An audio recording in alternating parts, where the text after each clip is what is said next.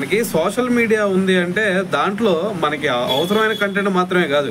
కొంతమంది వాళ్ళకి ఇష్టారీతిగా వాళ్ళకి నచ్చినట్టుగా మాట్లాడుతూ ఉంటారు. ఇంకొంతమంది ఏం చేస్తారు, ఎదుటి వాళ్ళని విమర్శించడానికి సోషల్ మీడియాని యూజ్ చేస్తూ ఉంటారు.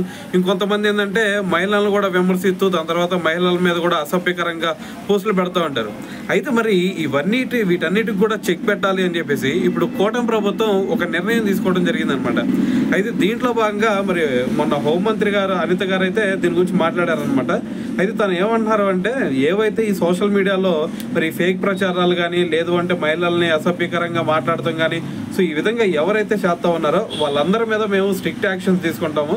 సో వాళ్ళ కోసం ప్రత్యేకంగా మరి ఈ విధంగా ఫేక్ పోస్టులు అదేవిధంగా ఫేక్ ప్రచారాలు ఇంకా ఈ విధంగా అసభ్యంగా మాట్లాడే వాళ్ళ కోసం అని చెప్పేసి మేము కొత్త చట్టాన్ని కూడా తీసుకురాబోతున్నాం అని చెప్పేసి మరి అనిత గారు అయితే మాట్లాడటం జరిగిందనమాట.